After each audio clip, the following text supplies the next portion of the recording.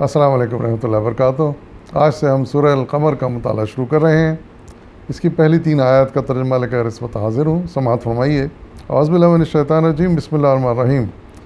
قیامت کی گھڑی قریب آ گئی اور چاند پھٹ گیا، مگر ان لوگوں کا حال یہ ہے کہ خواہ کوئی نشانی دیکھ لیں منہ موڑ جاتے ہیں اور کہتے ہیں یہ تو چلتا ہوا جادو ہے۔ انہوں نے اس کو بھی جھٹلا دیا اور اپنی خواہشات نفس ہی کی پیروی کی۔ ہر معاملے کو آخر کار ایک انجام پر پہنچ کر ہی رہنا ہے۔ صدق اللہ العظیم۔ ان آیات میں اللہ تعالیٰ نے اس عظیم الشان واقعے کا ذکر کیا ہے جو حضور صلی اللہ علیہ وسلم کی موجودگی میں پیش آیا تھا، اور اللہ تعالیٰ نے اس کو قرب قیامت کی ایک دلیل کے طور پر پیش کیا ہے۔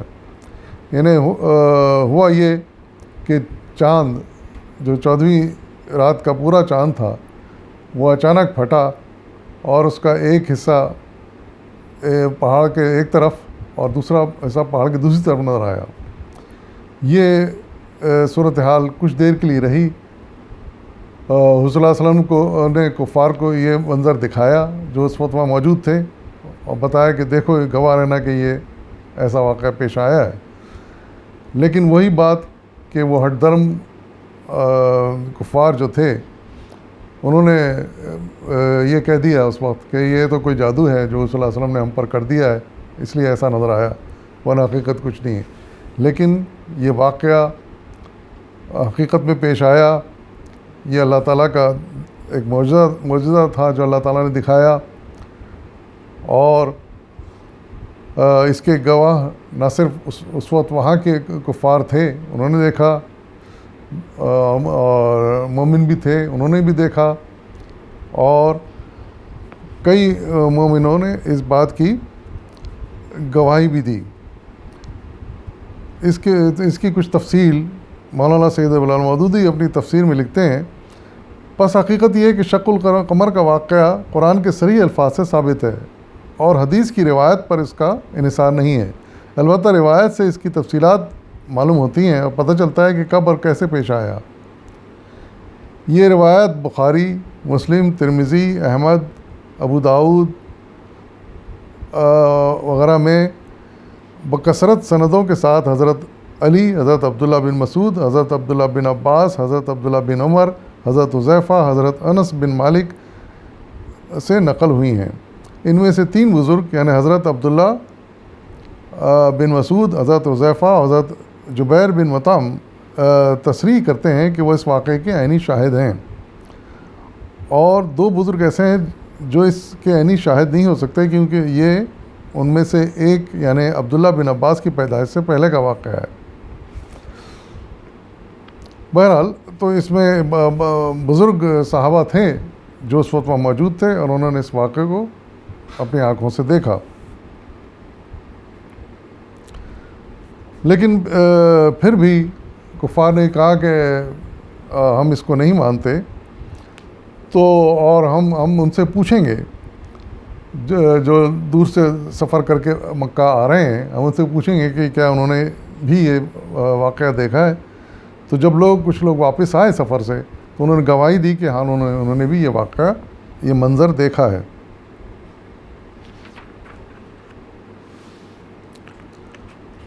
اس کے علاوہ تاریخ کی کتابوں کے مطالعے سے پتہ چلتا ہے کہ انڈیا میں مالابار کے جو راجا تھا اس نے بھی اتفاق سے، وہ اپنے محل کے چھت پر تھا، اس نے بھی یہ منظر اپنی آنکھوں سے دیکھا۔ پھر اس کے بعد اس نے اپنے بیٹے کو یہ ایک گروپ کے ساتھ مکے کی طرف روانہ کیا تاکہ حالات معلوم کرے اور واقعات معلوم کرے۔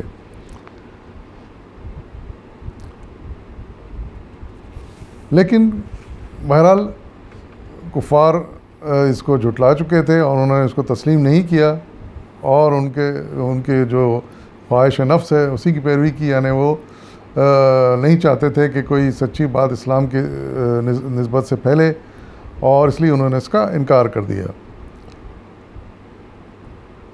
لیکن ہر بات کا ایک اللہ تعالیٰ فرما رہے ہیں کہ ایک وقت ہے، ایک لکھا ہوا ہے کہ وہ بات چاہے کتنی بھی جھوٹی ہو وہ زیادہ دیر چل نہیں سکتی، اور اس کو اس کے انجام تک پہنچنا ہے. اور وہی ہوا کہ بے شمار لوگوں نے پھر اس بات کو تسلیم کیا اور پھر اسلام لے آئے.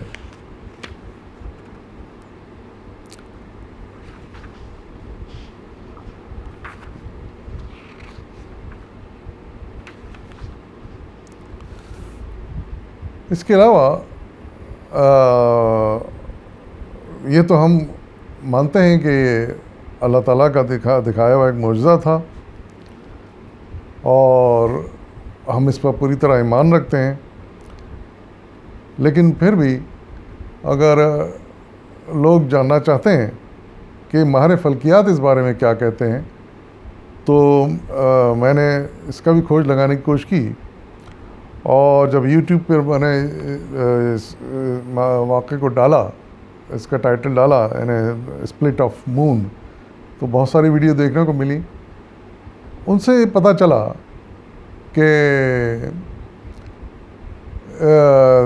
یہ یعنی کئی طرح کے مطالعوں کے بعد، سیٹلائٹس کے بعد، کیمرے سے تصویریں لینے کے بعد چاند کی جو لی گئیں، ان سے پتہ چلا کہ اس چاند کے اوپر ایک بڑی گہری لکیر کھینچی ہوئی ہے.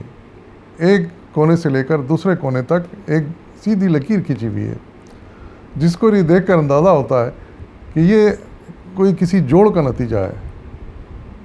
یعنی پوری سطح پر چاند کے کہیں اور وہ لکیر نظر نہیں ہے سوائے بیچ کے ایک لکیر کے. تو بالکل ایسا لگتا ہے کہ وہ جوڑ آ گیا ہے، چاند کے دو حصوں میں ایک جوڑ آ گیا ہے. اور اس کے بارے میں مزید تفصیل اگر آپ دیکھنا چاہیں تو میں ویڈیو کا ریفرنس آپ کو دیتا ہوں، آپ دیکھیں، اس میں بڑی تفصیل سے اس بات کا ذکر آیا ہے. یوٹیوب پہ ایک ویڈیو اویلیبل ہے، اس کا ٹائٹل ہے when the moon split in two scientific facts and NASA explanation. تو اس میں بڑی تفصیل بتائی گئی ہے اس جو چاند پہ جو لکیر نظر آئی ہے، اور کچھ واقعات کا بھی بیک گراؤنڈ بتایا گیا ہے. مسئلہ یہی ہے کہ اگر ایمان ہو تو آدمی ان چیزوں پر یقین کرے. جن کے پاس ایمان نہیں تھا اور دل ایمان کی طرف مائل نہیں تھا، انہوں نے اس وقت بھی تسلیم نہیں کیا جب آنکھوں سے دیکھا تھا اس واقعے کو ہوتے ہوئے. اور آج بھی ایک صریح ثبوت ملنے کے باوجود بھی، جو کہ دلالت کرتا ہے کہ واقعی کسی وقت ان چاند کے ساتھ یہ واقعہ پیش آیا، چاند دو ٹکڑے ہوا، الگ ہوا، پھر جڑ گیا.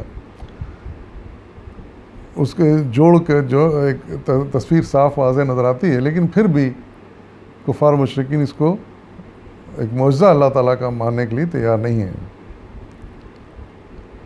لیکن ان کے ماننے یا ماننے سے فرق نہیں پڑتا. جو حقیقت ہے وہ رونما ہو چکی ہے، اور جو مزید حقیقتیں ہیں وہ بھی قیامت پر رونما ہوں گی. تو بحیثیت مسلمان کے ہم کو ان پر پورا ایمان رکھنا چاہیے، اور یہ یقین رکھنا چاہیے کہ اللہ کی ذات ہر چیز پر قادر ہے. وآخر دعوانا الحمد للہ رب العالمین.